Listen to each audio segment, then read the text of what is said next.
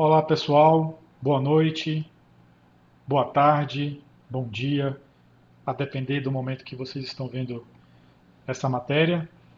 O meu nome é Tiago Alvarenga e a gente vai falar um pouquinho hoje sobre crimes digitais. Então, eu vou me apresentar.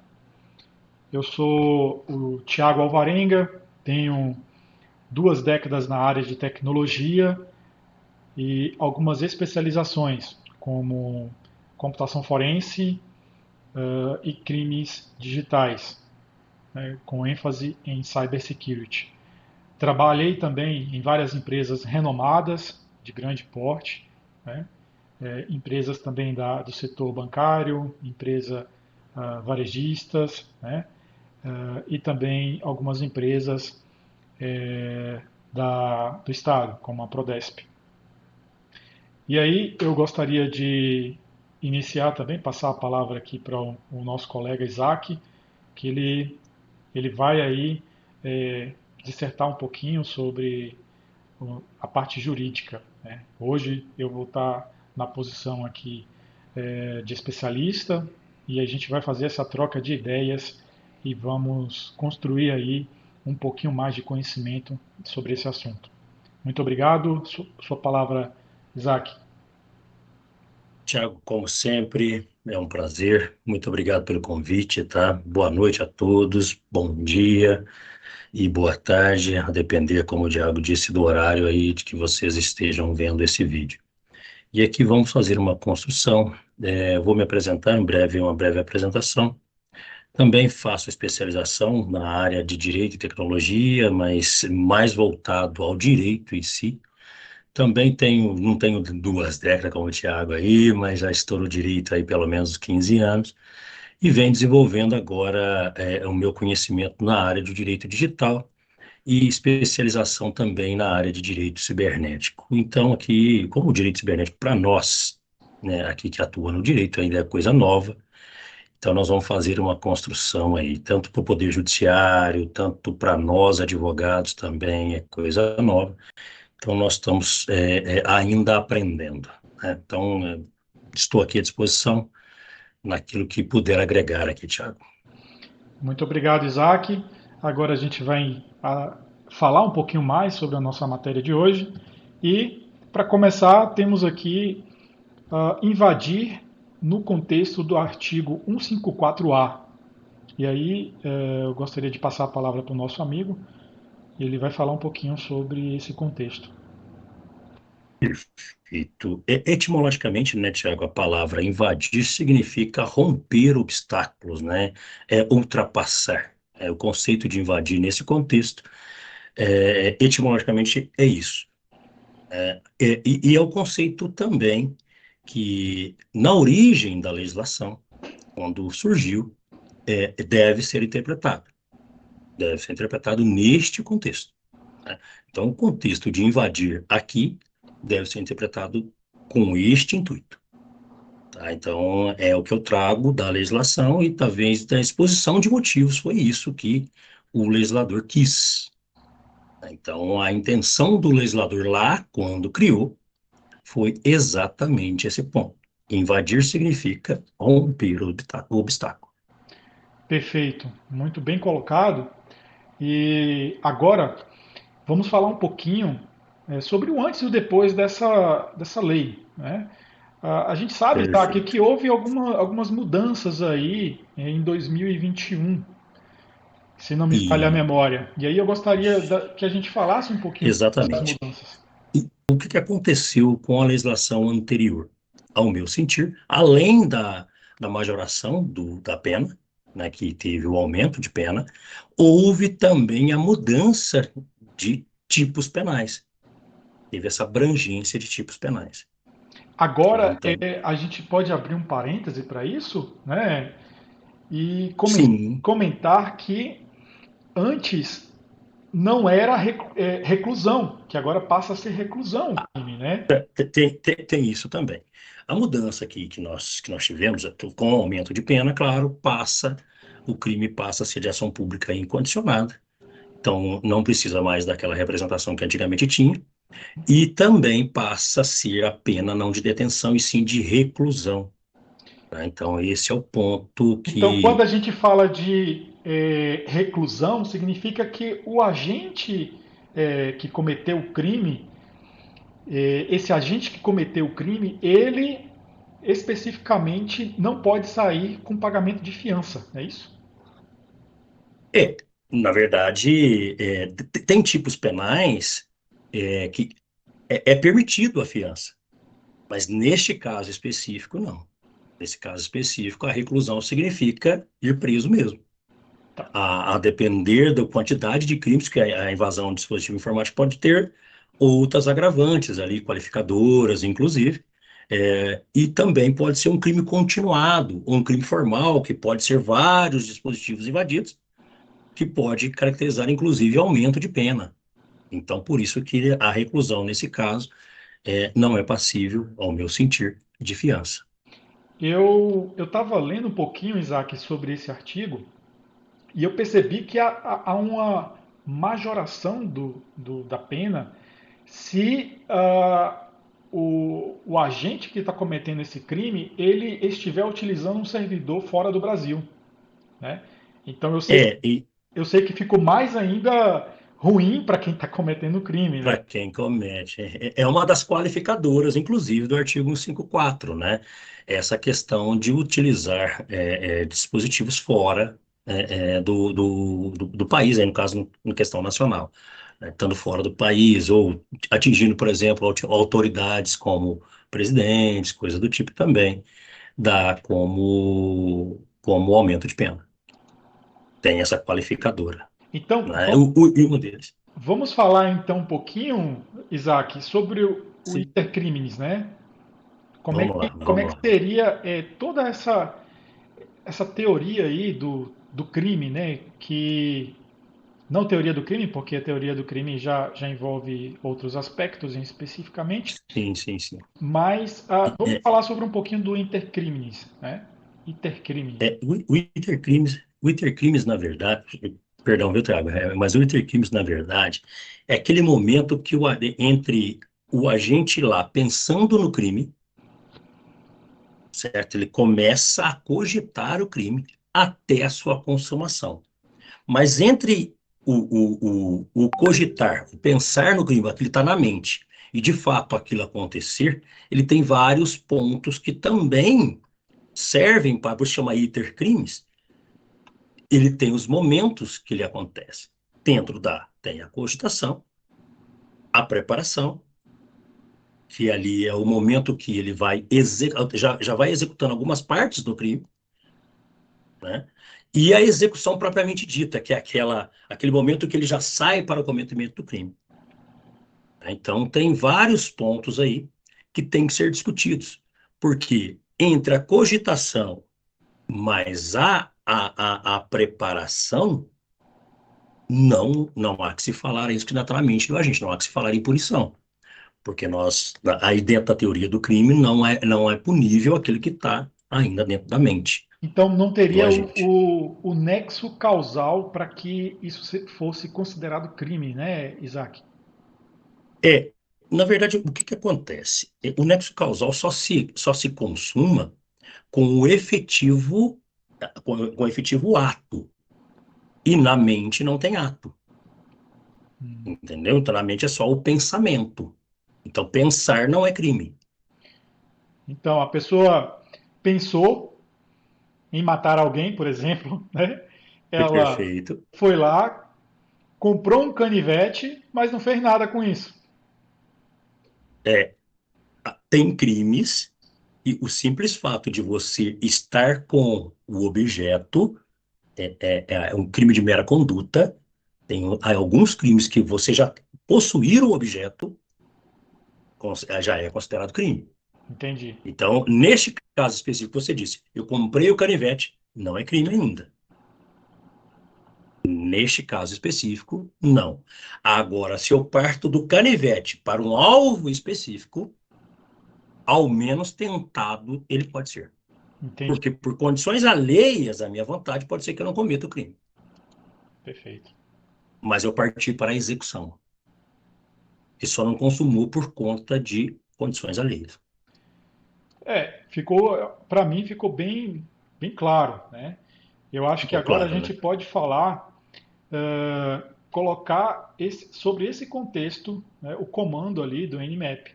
Antes de falar do Perfeito, Nmap, eu perfeito. gostaria de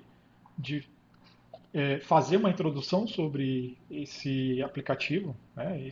Interessante. Então, quando a gente fala do Nmap, ele é uma ferramenta que é utilizada para enumeração, né? Ela é uma ferramenta para fazer a parte de identificação do seu alvo. Só que Perfeito. ele é uma ferramenta, ela é uma ferramenta tão versátil que você consegue é, fazer várias tentativas que de como você coloca o comando, né, essa tentativa ela pode ser considerada assim uma, uma tentativa de invasão no dispositivo. Então, a depender da variação do comando que você está colocando, você está interagindo com o seu alvo com uma tentativa de invadir. E aí, Perfeito. com a explicação que o Dr. Isaac passou para a gente aqui, a gente consegue interpretar que a tentativa de invasão ela pode sim ser considerada um, um crime. Não é isso, Isaac? Perfeito. Perfeitamente, perfeitamente. Dentro do contexto, né, do ambiente do crime cibernético, até a cogitação e a preparação ainda não. Mas a questão pelo que eu entendi desta, justamente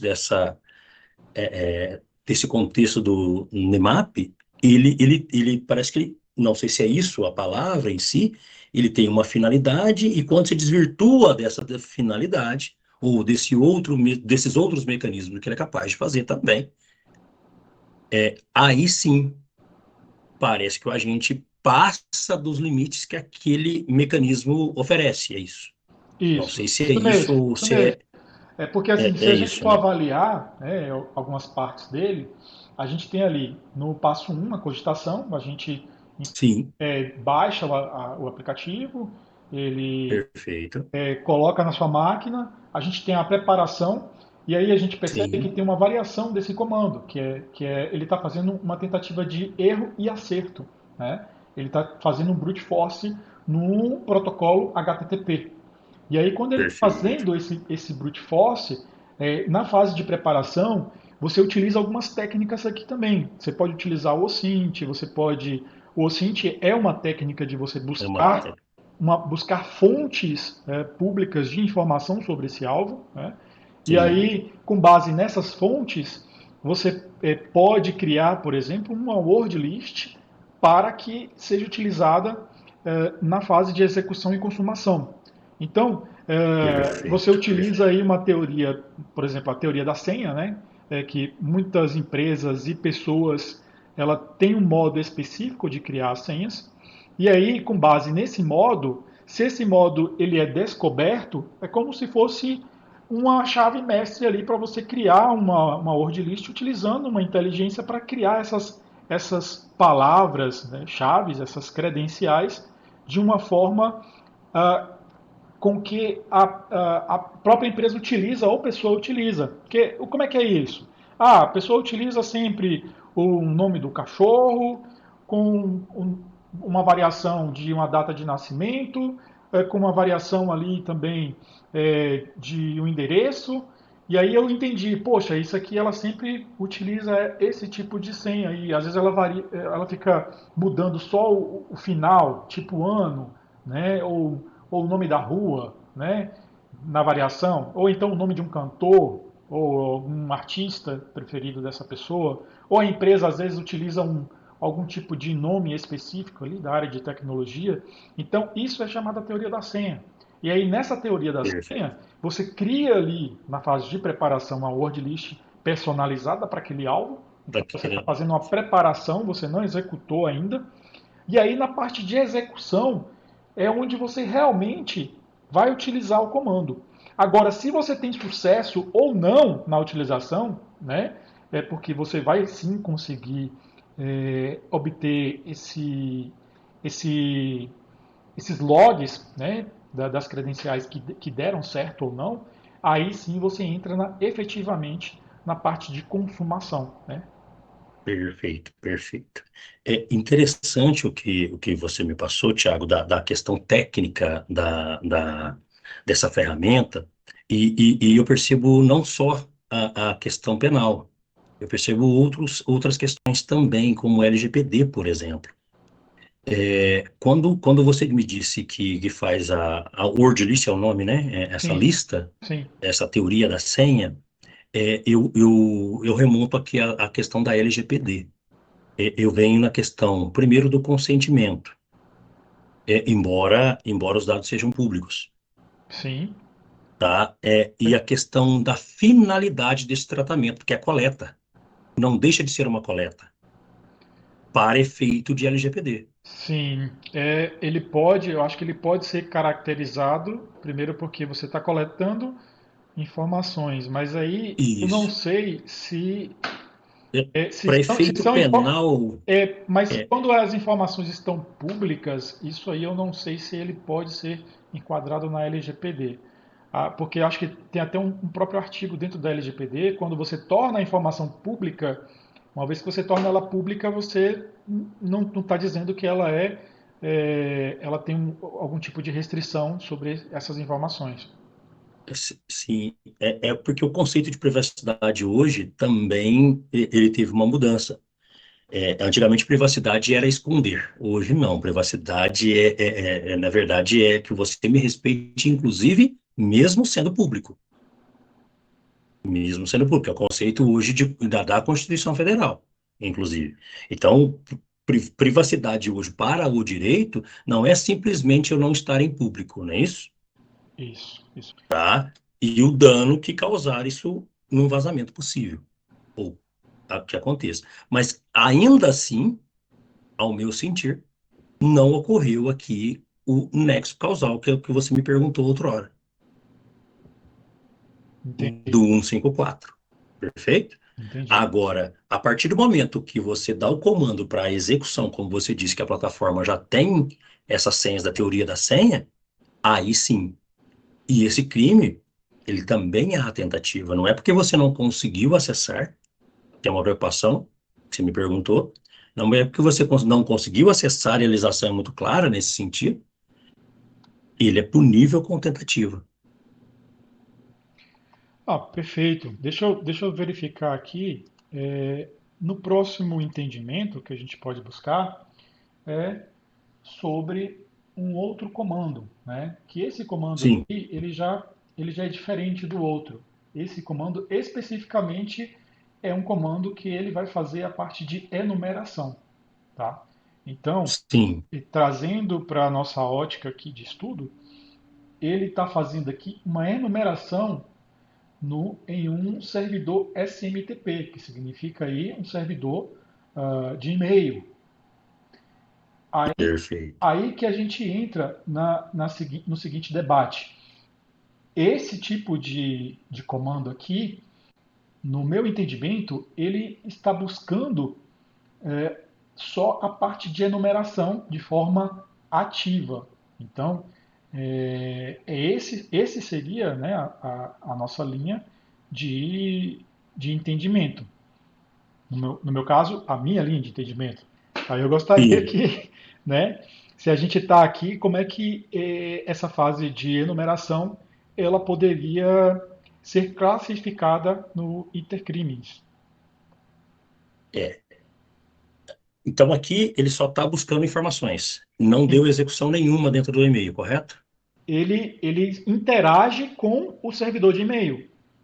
Não. Se interage,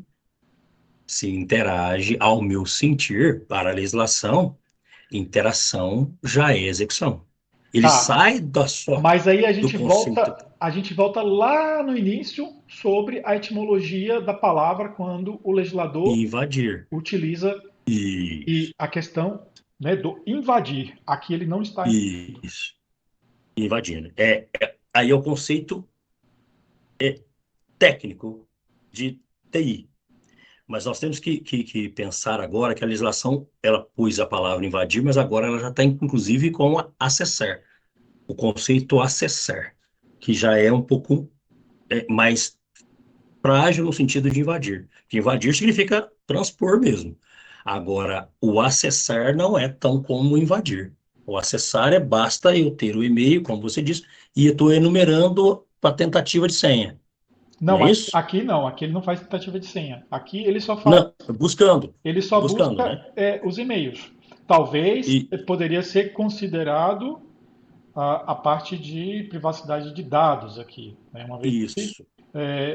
o e-mail, a depender do nome que é colocado no e-mail, você consegue realmente ter dado pessoal ali, porque você consegue rastrear, né? Rastrear. Você consegue realmente chegar a uma pessoa. Então aí sim Porque seria é considerado dado dado pessoal. dado pessoal, por conta da legislação da LGPD já é considerado dado pessoal, né? O e-mail já é considerado, porque consegue, de fato, ele é dado, os dados pessoais são os dados, para o artigo 3º, né, eu não estou com aqui a definição, são dados que consegue, é identificado e identificável, e o e-mail é considerado um dado identificável, correto? Então, Correto? nesse sentido, a LGPD já, ao meu sentir, não tem consentimento para isso, e é atingida. Atingido se ele realmente conseguir êxito. Obtenção de êxito.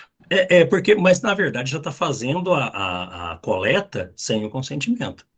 Não, mas aqui ele não faz coleta, ele tenta enumerar, ou seja, ele tenta adivinhar. Ele não está É, coletando. essa diferença do que é coletar e do que é para a privacidade, que você também é de privacidade, você sabe muito bem disso, talvez para o legislador já é privacidade, já é coleta. E como é que a gente Mas há poderia, essa diferença técnica de coleta, né? como é que a gente Do que poderia é aí coleta. fazer essa analogia, né, de enumeração versus invasão, né? Porque, por exemplo, a enumeração é um processo de coleta de informações sobre um sistema ou rede. No contexto do comando do Nmap, né, a gente pode ter que é fornecido a enumeração, ela é realizada para identificar usuários válidos em um servidor SMTP. A Olha, enumeração por si só não altera, modifica ou acessa dados ou funcionalidades do seu sistema-alvo. E a invasão, ela refere-se ao acesso não autorizado a um sistema com o objetivo de obter, adulterar ou alterar, destruir dados ou para instalar vulnerabilidades. E aí a gente pode até levantar aquela questão, né? Peraí, é, instalar vulnerabilidades teria que ser mais de uma, mas eu também preciso obter, que eu preciso obter, que é o objetivo de obter. e obter. Obter é Exatamente. consumação, né?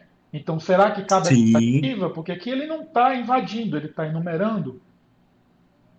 para o tipo penal, não, mas aí nós estamos tratando da LGPD outrora, que a enumeração, a própria palavra, ela coleta de informações, e coleta de informações é privacidade.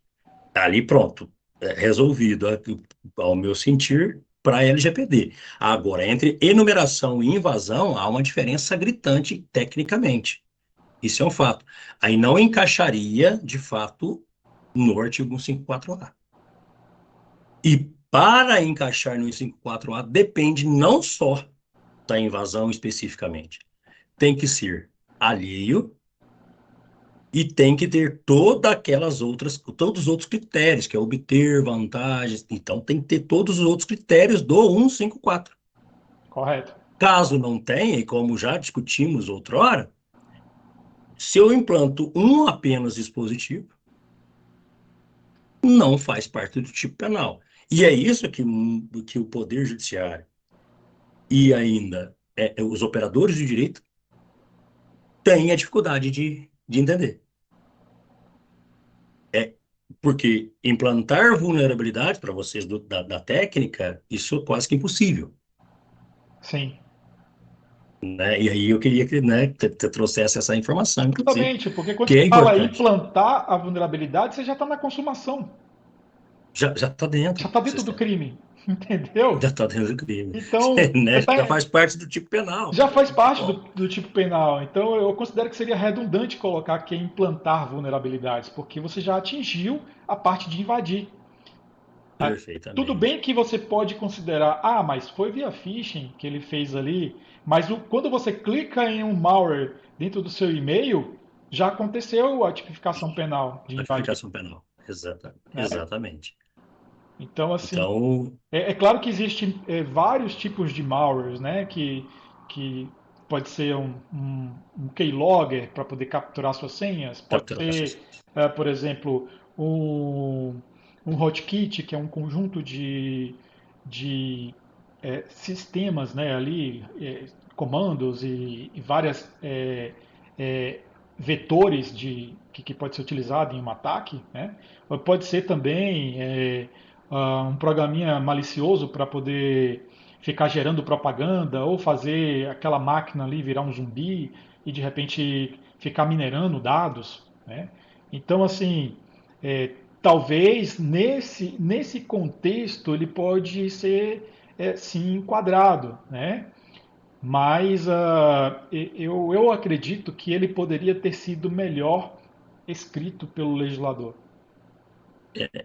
Aqui eu vou abrir um parêntese e te dar uma questão que é aplicada também no direito. Quando diz ali precisa de mais de um, isso é um fato, né? Vulnerabilidades, isso o legislador deixou claro. é, Pela questão técnica da palavra, invadir, ou coisa do tipo, mas superado isso, necessita de vulnerabilidades. E uma outra questão, a vulnerabilidade ela tem que ser eminente, tem que estar acontecendo agora. Imagine só, então, se você implanta esse malware que você disse só de captura de senha, só ficando capturando senha. Você obteve vantagem ilícita? Não, porque você está só capturando senha. Então não faz parte do tipo penal, correto? Correto, não faz. Necessariamente necessita desses dois critérios. Implantar vulnerabilidades e também a obtenção de vantagens ilícitas. A captura de senha, se ficar lá um mês capturando senha, não teve vantagem ilícita, porque tem Mas que ser iminente. ele teve a invasão, né? Teve a invasão. Mas por tipo penal, o malware ficou lá por um mês capturando senha. Então a técnica a ser usada aqui eu tive a vantagem ilícita? Não. Não. Aí aqui tá, mas como é que a gente vai garantir que ele teve ou não a vantagem lista? Porque a gente tem o submundo, Aí, pode vender, eles podem vender essas informações, né? a- aí cabe ao técnico que é você trabalhar conosco, que nós somos do Aí a gente, direito, eu vou para puxar um fazer a pouquinho, prova. eu vou puxar um pouquinho do direito, né? Eu vou rogar pelo o indúbio pro réu. Em duro. Quando você levanta a Quem dúvida, tem? né? Exatamente. É uma questão, Thiago, que eu sempre venho discutindo hoje no direito atual. A gente deixa muita prova para o Ministério Público. Ah, o Ministério Público tem que fazer prova. O Ministério Público... Não, não, não. Hoje, no direito atual, infelizmente a gente tem que dizer isso, mas eles atuam muito na não técnica da advocacia hoje. E não só na advocacia, digo mais, do Poder Judiciário, inclusive.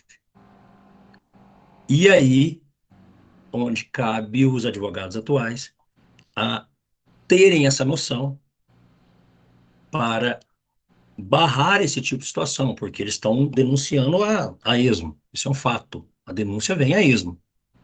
Pegam, às vezes, de provas de tudo quanto é tipo, na delegacia, por exemplo, vem, chega, apenas faz a denúncia baseada naquilo que não faz mais nenhuma diligência, baseado naquilo que já tem, e enviam para o Poder Judiciário. E ali o Poder Judiciário já recebe a denúncia porque não tem o conhecimento também. Desculpa. Perfeito? Não, não, tranquilo. Essa questão da tecnicidade aplicada à legislação e também aplicada à tecnologia é hoje o caminho para a atuação no Poder Judiciário. Na minha visão, na minha humilde visão, na minha humilde opinião, que é o caminho para a interpretação não só legislativa, mas também técnica. É bem interessante a gente falar sobre isso, né? Porque a gente percebe que precisa ter uma interação tanto com o direito, com a tecnologia, com os agentes, né? Que Sim, estão ali do os lado, né? aplicadores, né? Os aplicadores, né? Tanto na fase ali de inquérito, quanto à aceitação dessa notícia crime, né? Pelo Sim, Ministério, sim, pelo Ministério Público. Então, assim, a gente percebe que precisa ter uma convergência interdisciplinar, né, e interessante. uma ajuda bem conjunta para que a gente tenha um pouco mais do direito mais justo, pode-se dizer, né? Exatamente. É. E seja aplicado de forma efetiva, concreta como se disse a palavra justiça, né, tem que ser aplicada lá no Poder Judiciário. Então tem que ser justa, de fato, né? E é equânime, é para todos, não é para só um. E aquele que, de fato, não cometeu o crime, não tem que responder. Vítima, né, da sua De- própria negligência, né? Porque no direito a gente sabe que você não pode, por exemplo, aí fazendo uma analogia, né, matar alguém e depois levantar a mão e falar, opa, peraí, eu não sabia que era crime. Exatamente, exatamente, né? Você não pode usar ele em sua própria defesa, né? Então não tem jeito. O direito é ver isso, né? Você não pode dizer que ele é desconhecedor da lei, sendo que ela tá para tudo, né? Então, eu acho que é um bate-papo bem bacana que a gente precisa sim Bacana. fazer e a gente precisa alcançar, né, várias pessoas, esse entendimento e trazer uma sociedade mais justa, pessoas mais esclarecidas, né?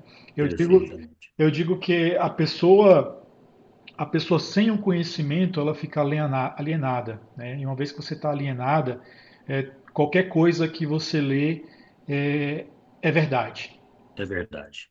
entende? Torna-se verdade. Torna-se Exatamente. verdade. E se a gente levar Exatamente. para o Código Penal, essa é uma verdade muito cruel e olhar o sol quadrado é algo muito ruim, acredito eu. Não, não é fácil não, né? Mas é bem isso.